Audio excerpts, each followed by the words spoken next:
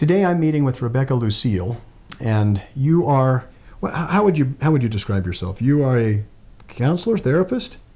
Well, technically I'm an advanced practice registered nurse in psychiatry. So, but I've ended up doing mostly therapy, and then I prescribe a little bit of medication. Okay. But we're not going to spend a great deal of time talking about therapy or counseling or anything like that. Instead, we're going to talk about Rebecca's experience with collaborative divorce from a non-lawyer's point of view. And I've talked to her a little bit before we went on camera, and what she has to share with you is really enlightening. And for those of you that are new to collaborative divorce, you're going to learn some very useful things, and unfortunately, in some respects, kind of a forewarned is forearmed, but you're also going to learn about this process too, and how it can benefit people when it's a right fit for them. But as we always do, before we go any further, for those that watching this would like to get in contact with you, would you give them your contact information so they'll know where to reach you? Sure. Just Rebecca Lucille, and I'm at cultivatingclarity.com. And that's just all one word? Cultivating Clarity. No underscores yep. or dashes. Nope. Okay, cultivatingclarity.com. Yep. Okay, collaborative divorce. For many people, this may be the first time they've heard about that.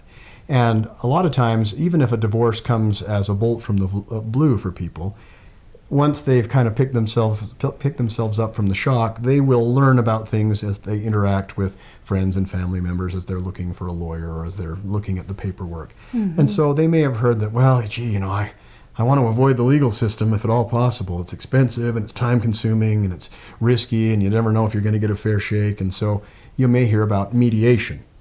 And that's a term that a lot of people hear about. It's a term that a lot of people still misunderstand, but it's something that comes up. Collaborative divorce doesn't come up as often. There's not going to be as many people in your circle that will know about that. Well, and don't you have to mediate? That's your first go before litigation, right? Everybody has to mediate? Before you can go to trial, Okay. you either have to go to mediation or you have to get the court to excuse you from mediation, which is very hard to do typically. Okay. And so a lot of people think, okay, well, mediation, when they get to have a rudimentary understanding of it is, I can avoid having to go to court and going to trial and hearings and spending that time and money and effort and the anxiety over that by instead going to mediation with a mediator who will help to encourage us to reach a settlement and an agreement. Right. And then we settle the case out of court, and so we saved a lot of time, saved a lot of money, made it more amicable, not perfectly amicable necessarily, but at least we feel better. Sure. Well, that's a kind of collaboration, isn't it? So is that what is collaborative law just another kind of mediation or an element of mediation? I think they're very different in that with mediation, you have like, and tell me if I'm incorrect, but you have a judge that goes back and forth between the person and their lawyer and the other person and their lawyer. They go back and forth and they sort of figure out what's going to actually work. Whereas collaboration, there's the one side of the couple with their lawyer and the other side with their lawyer, but they're supposed to all sort of seamlessly work together. Okay, so let's stop right there. In Utah, we do have what's known as a Judicial Settlement Conference, which is essentially mediation with a judge. But it won't be your judge assigned to your divorce case, it would be some other judge, because what gets disclosed in mediation is not something that could be disclosed to your judge who has to make a decision in your trial.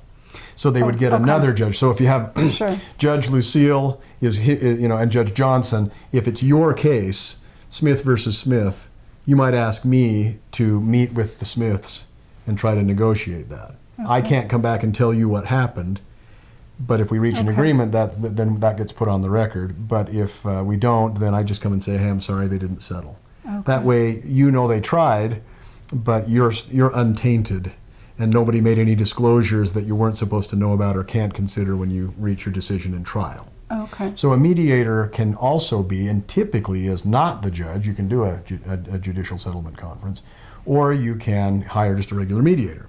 And anybody can be a mediator. It can be a retired judge, really? It can be a lawyer, and you could be a mediator. Huh. Yeah.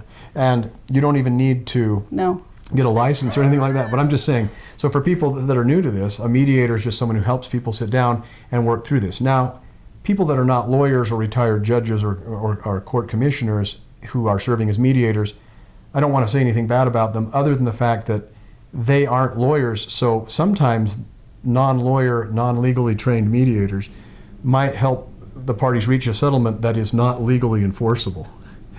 Or that has, that has elements in it that, it's like, well, this is nice, but the court won't, the law doesn't allow you to do this. Oh. And so it's good to make sure someone's well versed in family law as your mediator, so that as you're coming up with ideas, the mediator can say, I see where you're going with this. You can't have that, but you can have this. Are you guys okay with this? And they might say, okay, yeah, we are. You see where I'm going? Right. Okay, so that's mediation, which is just somebody serving to facilitate negotiations between the parties in the hope that they will reach an agreement. And when your mediator is somebody who's versed in the law, then the agreement you reach is more likely to be legally enforceable because it didn't run afoul of the law. Now, what's your understanding of collaborative divorce as to how it differs from mediation? Well, the two parties still have their lawyers. Right, and in mediation, you can go to mediation with or without a lawyer. If you and I were getting divorced, I could bring a lawyer and you could choose not to. Or you could bring a lawyer and I could choose not to. Or we can both bring lawyers. You're not required to. But you're right, with collaborative divorce, typically you've got each party with a lawyer. Yes. But, as you were saying when we first started, when I'm litigating, if I'm in an adversarial, we're going to trial, and my job is to win, and my job is to ensure that you lose, then I'm an advocate. And so I'm trying to do the best I can. That doesn't mean I'm a hired gun or a mercenary. There's plenty of lawyers that think that way. But my job is to advance your interests. And you see what I mean? Yes.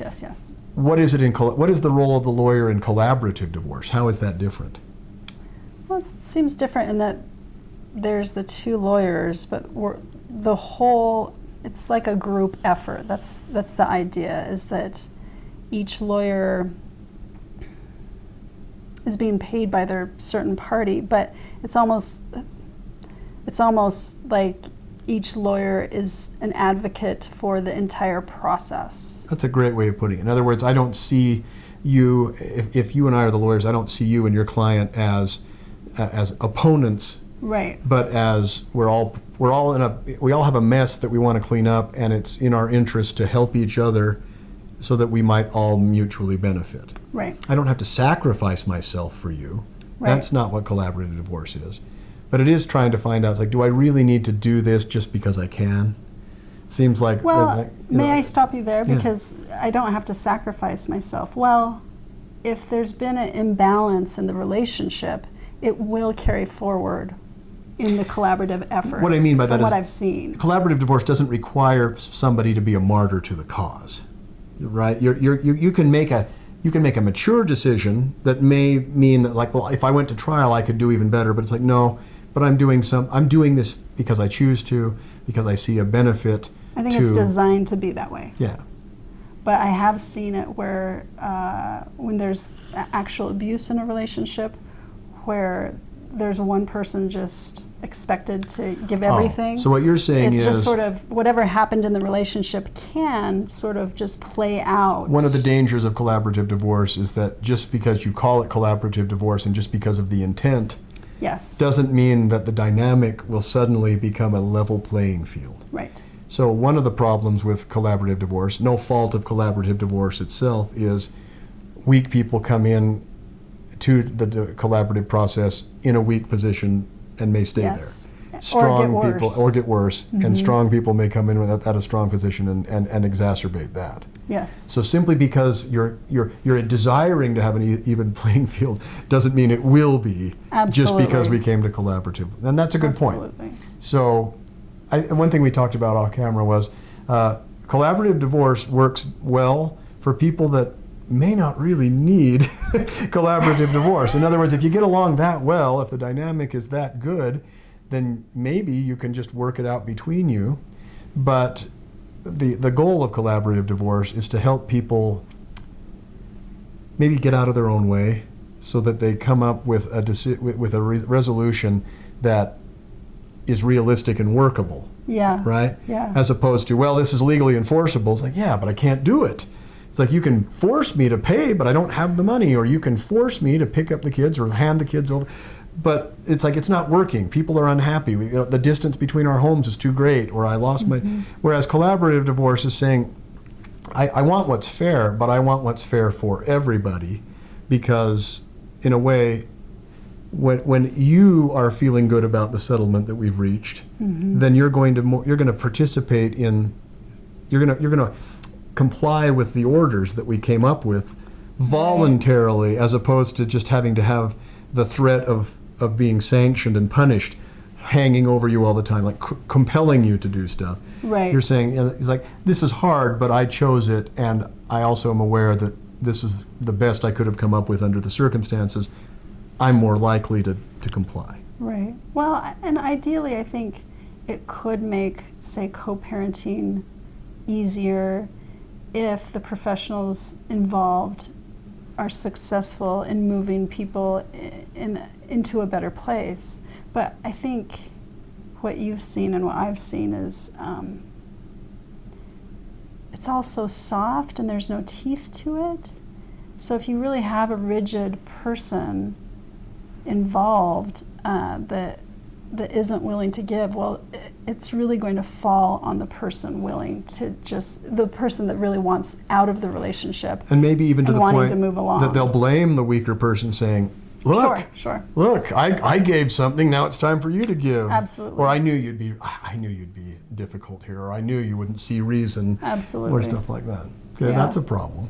And I don't know about you, it seems like the studies I've looked at are a little bit mixed, but collaborative divorce seems to have a reputation for being less expensive, and I haven't seen that to be the case, because there's not just the divorce lawyers, that's where you start, but then there's possibly an advocate for the children. There can be a financial neutral. Listen up, because she's absolutely right. She mentioned earlier professionals, because one of the hallmarks of collaborative law is that when you go to mediation, at its very least, you'd have a mediator and two parties. Right. At most, it's going to be the mediator, two parties, and then each of their respective lawyers. Right. With a collaborative divorce process, one of the things that they tout as being a benefit is, well, we bring in people from many different disciplines and all the aspects of life and family life that will be affected by a divorce. So we've got lawyers to make sure that we understand what the legal issues are and what the options are to resolve them. And then we may have, like you say, a lawyer for the children, because the children need a voice, which is, I'm mocking that simply because, well, the children do need to be thought of. And there are times when children really ought to be listened to. I'm a big advocate of saying, well, the courts should inquire with the kids to find out if they're not lying, and if they're mature, their impressions and their preferences may be very useful to the court. Right. And we want to make sure that the kids are not just getting short shrift. So now we've got 3 lawyers, and then we could bring in a mental health professional or professionals. We could bring in a financial professional to make sure that we're dividing the marital estate and the assets and the debt effectively. But what I see with the financial neutral is sometimes that responsibility, and as I understand, sometimes lawyers' weak point can be the finances or just math in general. There are a lot of lawyers that are very uncomfortable admitting when they are weak in certain areas. But yeah, I'm not a financial genius, and I'm not a financial professional. I even got special training in what's known as the financial divorce analyst. But even then, or divorce financial analyst. But even then, that's still kind of basic. And when you have people that are very affluent and have a lot of assets or complex financial dealings, you need somebody who's more aware of that than just someone who's a lawyer. But I see it bunted, like, oh, you need to talk to the financial neutral, or you need to talk to your lawyer. And then, so it's hard as the person in the process, it seems, to sort of pin it down. Because you can often have a lawyer that will simply defer to the financial professional, who then defers to the lawyer and then just gives the client the runaround, or the parties the runaround. Agreed. It's another risk of collaborative law. And then the thing with I love the idea of children having an advocate, but again, there's no there's nothing. There's no teeth. There's no, if someone's not being treated well, there's nothing. You It's just not get like the told to child's- stop doing that. You know what I mean? Right, the It child's doesn't lawyer have- can't say, I'm going to go into court and I'm going to... Right. There is a thing known as a guardian ad litem that can be appointed in a court case. But collaborative law, that's not what happens. I guess you could, if a guardian ad litem has been appointed and the guardian ad litem is willing to be part of the collaborative law process, that guardian ad litem could be a part of the process. But sometimes what happens is the collaborative law folks will say, well, now we're going to have another lawyer involved. Each party pays for half of that fee. Right. And that's the kind of person you're talking about, where this person might have great ideas. Right. This lawyer is saying, I've worked with kids a lot. I'm a parent myself. I have a degree in psychology. Well, Right. I could be really, really helpful. But the point is like, but I can't make you do anything. You can't, absolutely. And I can't really, it's like, so all I can do is make really persuasive arguments. Right. Which is basically one of the big benefits, but also weaknesses of collaborative law generally, is we can have lots of great ideas. Lots of ideas that are better than either party itself has come up with. Right. But if we don't get buy-in from both parties, If both parties are not reasonable human beings. and willing to make mutually beneficial compromises. Absolutely. In other words, it's like, well, look, I gave a little here, Yeah. so that's so that you'll give a little here. We may not both be thrilled with the outcome, but it's At least we're getting somewhere close to and it's fair. it's more equitable, and it was better than a zero-sum game where we have to go to court, spend a ton of money, and then roll the dice on whether you win or I win. Especially when you have two reasonable positions, only one of which can win in court. So if we can compromise, then I'm saying, it's like that's not what I wanted, and frankly, I don't think that's what I should have gotten. But it was better to reach a compromise over which I had control than to leave it in the hands of somebody who doesn't know me and frankly doesn't care that much about me. Right, and I think also when you go into a collaborative divorce effort, you do, and tell me if I'm wrong here, but you do sort of need to really trust your lawyer, because they can also do things not to your benefit. I've seen that Absolutely. also, There where are someone will be sort of thrown under the bus for no apparent reason. And so it just seems like if you go the collaborative route, if you start to feel really uneasy about it, to really listen to that. Now, see, I didn't know how this was going to unfold as we talked, but one of the things Rebecca's doing here that I didn't anticipate is that she has seen, not as a litigant, but as a participant in this process with other people. Would that be correct? And you're right. There are lawyers out there. Well, there are professionals in every walk of life, but there are lawyers who really aren't invested in putting themselves in your shoes as the client.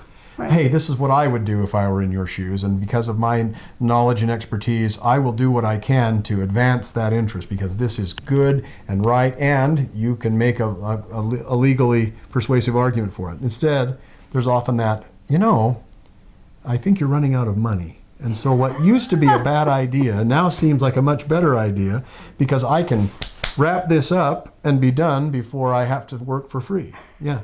That's absolutely true. I've seen it myself. I've seen other lawyers more willing to I negotiate. should be laughing. No, you should be laughing. It's tragicomic. Yeah, there's plenty of lawyers out there that once the money starts to run out, they're far more flexible and cooperative and in a mood to settle. So you do need to make sure you can trust your lawyer. And if you feel like, hey, you told me at the beginning that that you would go to the mat for me and that my position was strong. You got to make sure, first of all, it's like, turns out that my position wasn't strong. You just did that to get me to give you my money. And it turns out that I probably should have been more flexible. So I'm here now, but if I'd have known that up front, I wouldn't have wasted months and thousands of dollars fighting a battle that we were just testing them to see who would blink first. That's dumb. You do need to know that your lawyer can be trusted. You need to know that you're not dealing with two lawyers that will kind of say, tell you what, I'll screw my client over if you'll screw your client over. Right. We will then get this thing done because neither one of us wants to work on this case anymore. And I'm a therapist, so I don't like to think in that manner, but You do see it. You see it. Yeah, there's no denying it. Well, there's some that might try to deny it, but what you see is your eyes are not. You gonna believe your lying eyes? Yes, your eyes are not lying to you. Okay. And it's, it's at a time where you're so distraught and trying to find a lawyer and trust yourself that you'll find a lawyer that's trustworthy. It's all just so scary too. Very scary, very easy to make a mistake. Yeah. And it's one of those. So easy to make a mistake. One of those just situations innocently. where you really have to do the opposite of what your feelings and passions tell you to do. Hire the first lawyer you find. Right. Hire the worst lawyer, for the other first side. lawyer you find. I think that's a very good point. It's like, I got to get a lawyer fast. Gee, they all have licenses. I guess they're all the same. Deep down that's not true because that's not true of anybody else. Right. So you have They're to. human beings. You have to take time that you don't want to take. You have to take and money. Care that you don't want to take to think things over and really kind of just say, now, have I asked the right questions? And did I observe kind of the demeanor of this lawyer? How did I feel? How did I feel? I may have to meet with several lawyers that charge an initial consultation fee. Right. Gee, I did this once. That was expensive. I don't want to do it 3 or 4 or 5 more times. But it seems like it's worth it. Well, it's absolutely worth it. But at the time, in that moment, all you see is like, they're okay. My spouse has already walked out there and stopped paying the mortgage.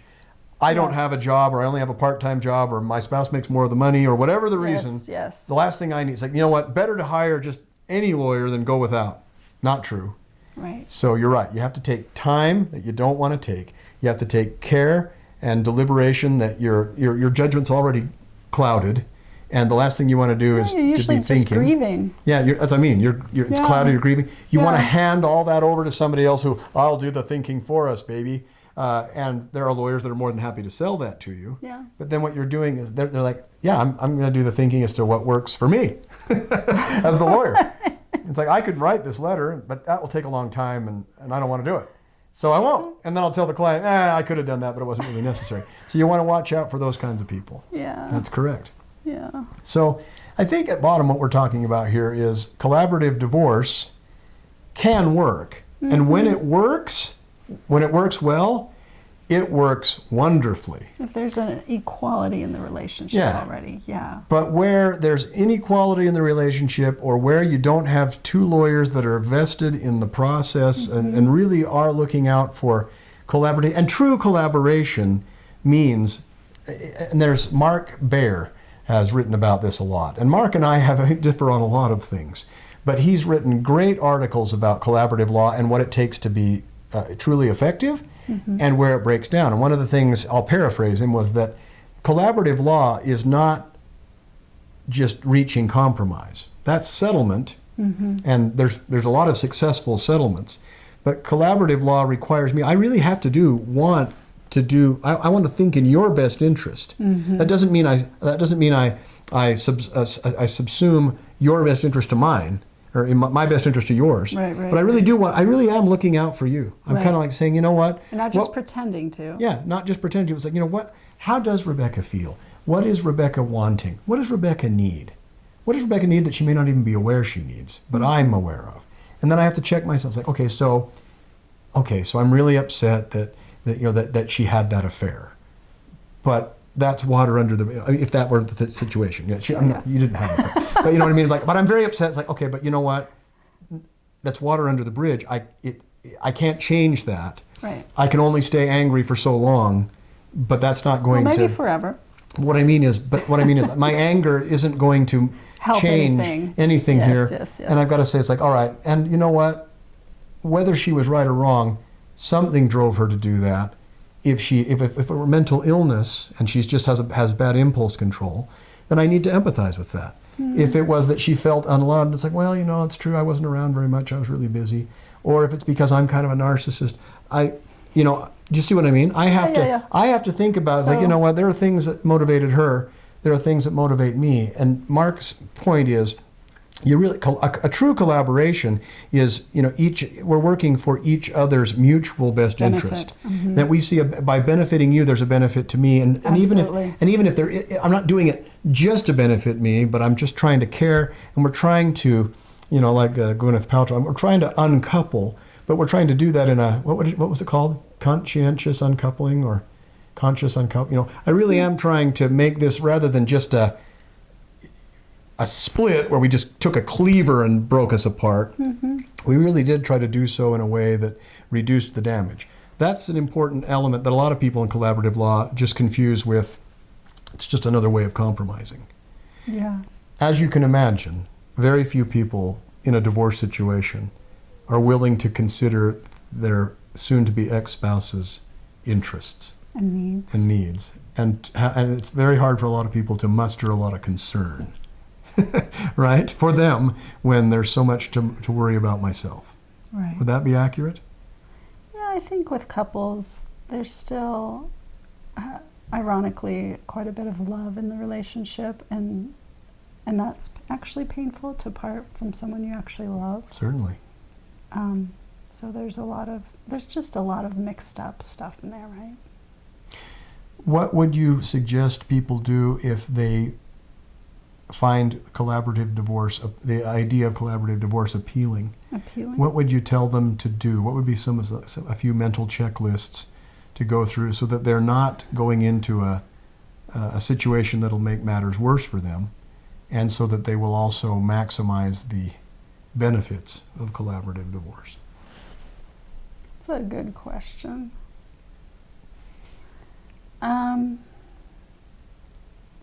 That there is a lot of genuine communication already in the relationship where people are honest, and they're honest about what they're experiencing, and they're honest about what they're needing, and there's not a lot of game playing. And if there is that basically, it's like, okay, if we can't Then check that box, then we don't need to go further. Okay, let's assume we did check that box. Okay. What next?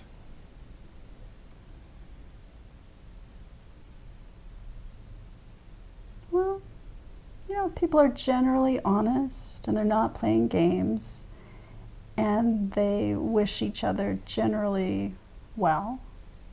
It seems like maybe collaborative divorce may be an option, but still, I would really look at that. I keep coming back to that inequality in a relationship, because sometimes people, probably most of the time, people don't want to see that.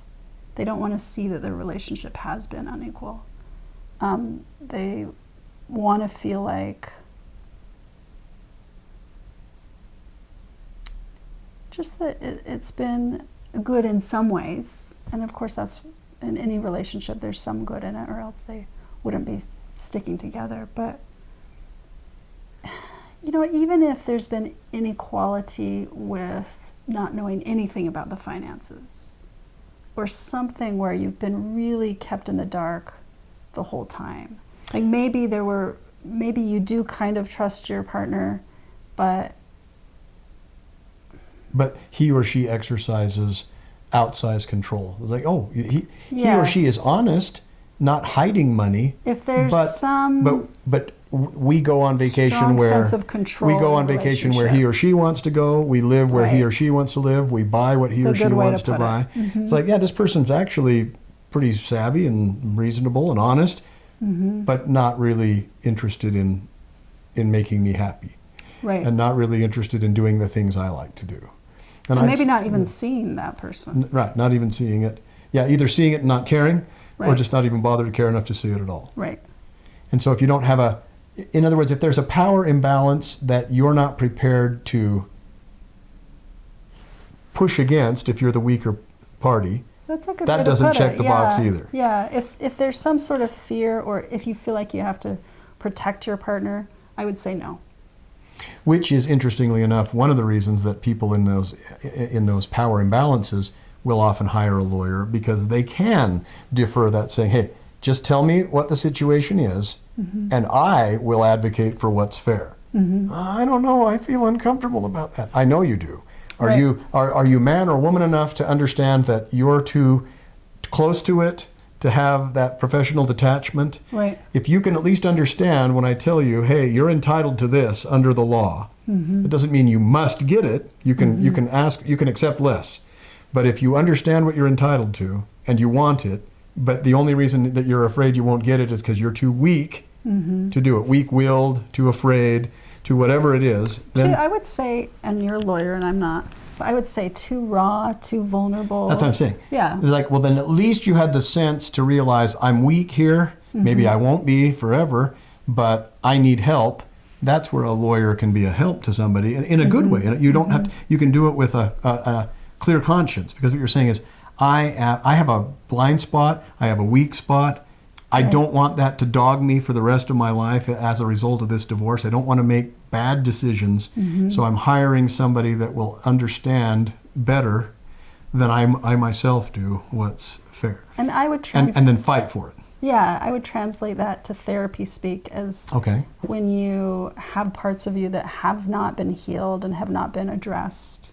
Those are what you're calling your weak points. If you kind of have a sense that that's going on, then to maybe not try to collaborate. Right, so don't collaborate, but then all hope is not lost, because there are ways to compensate for these vulnerabilities and weaknesses that may not always be weaknesses in every context, but in this context they could be, and they could have irreparable, lasting effects. Yeah. Being a tender, kind-hearted person might be really nice when you're caring for people that are hurt themselves, but not when you are having to defend yourself, or your literally your life or livelihood, or the quality of life may be on the line. Right. Okay. Well, this is really a very beneficial conversation, because it wasn't one of those, all right, we're going to go run through a list of things we wanted to cover. This kind of organically unfolded. I didn't know what Rebecca was going to say. She didn't really know what I was. I can reveal to them now that I told her, I said, what are we going to talk about? The collaborative law. And I said, oh, I said, I don't like it. And that's all I said. And so that's all she knew. But still, I think I did a good job of not showing my cards. You know what I mean? And but we have looked upon that where collaborative law is a good idea, doesn't always work for most people. That doesn't mean it's a bad thing just because it doesn't have broad application or broad appeal. And I would say, really, if you do go down the collaborative divorce effort, then you just tune into how you're feeling about it, because you can change your mind. You can change your mind and you can move forward. That's what I was going to say. So you can say, you know what? Collaborative law is great until it stops working. Right. And of course, don't just immediately abandon ship when you run into a snag. Sure. But as soon as you realize, wait a minute, there's an irreconcilable power imbalance here. Yes. There is some problem here. There is a lawyer who is not invested in the system. There is a spouse who is really trying to take advantage. There is a out to lunch financial advisor who seems to be more interested in selling us future services than whatever it is. It's the thing to do is, it's not a bad idea to pull the plug and go, you know what, I'm glad I tried, but I'm not going to worry about sunk costs. And Eric, you're so good at pinpointing these very, very specific points. But I think as a person going through it, they start to just feel more confused. They start to feel more sad, more anxious, and they may not know why. But if you're feeling that way, it may be, okay, I'm just going to trust myself. Sorry. Yeah. I keep hitting I told her, hey, don't do that because it'll hit the... But you have to choose to trust yourself and I love that you say shift. that. In other words, if I am, I'm not only a man, but I also really like logic and reason and stuff like that. You're good at it. Yeah, clearly. I'm good at it. But I can acknowledge that even I sometimes will go from my gut, and I don't go like, oh, I'm so ashamed. It's like, no. If you trust your gut, that's just another way of analyzing a situation. Yes. And so what's going on here is some people they're not able to vocalize or conceptualize they just recognize a problem. Yes. And when you recognize the problem, as long as you're not somebody who just says, well, as soon as I'm uncomfortable, I give up. Right. Long as like, I don't feel right about this. Right, exactly. Trust your gut. Yes. I would agree. Yes. Just because, even if you couldn't explain, it's like, I have a problem, I'm going to stop doing this. Oh, well, what is it? Tell us what it is and we'll fix it. I can't put my finger on it. Right. I don't know. I don't know. I just know I don't want to do this anymore. Yes. And I think you would agree, most of the time, after a few days or weeks or months or even years.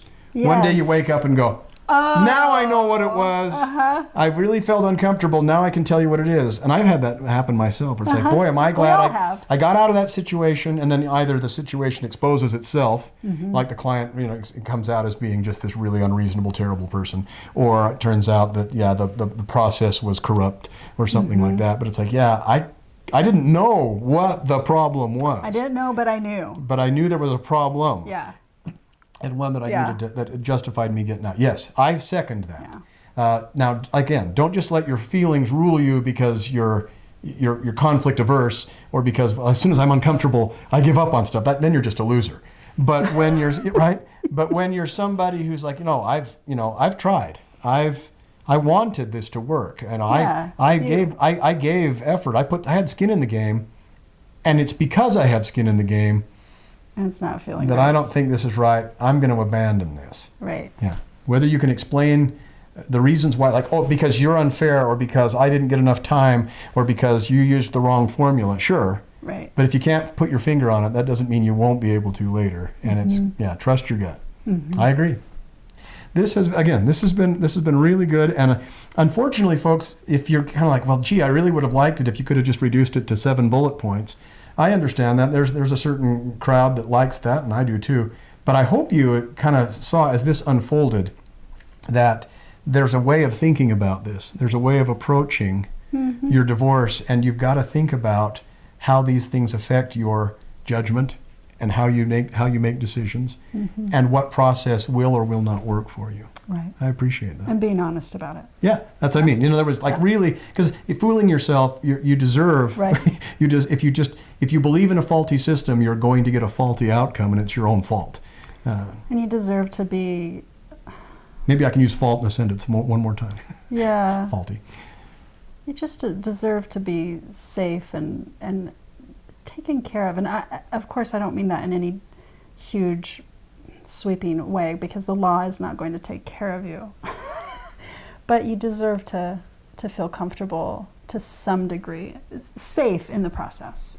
Yeah, safely proceeding, even though it may be Even difficult though it's very and painful. difficult. Yes. You're at least saying, but I'm doing something wise. Yes. I'm doing something prudent. You should feel like you have your feet on the ground to some degree.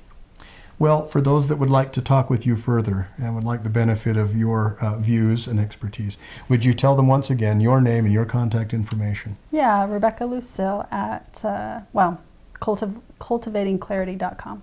Thanks again so much. Yeah, take care.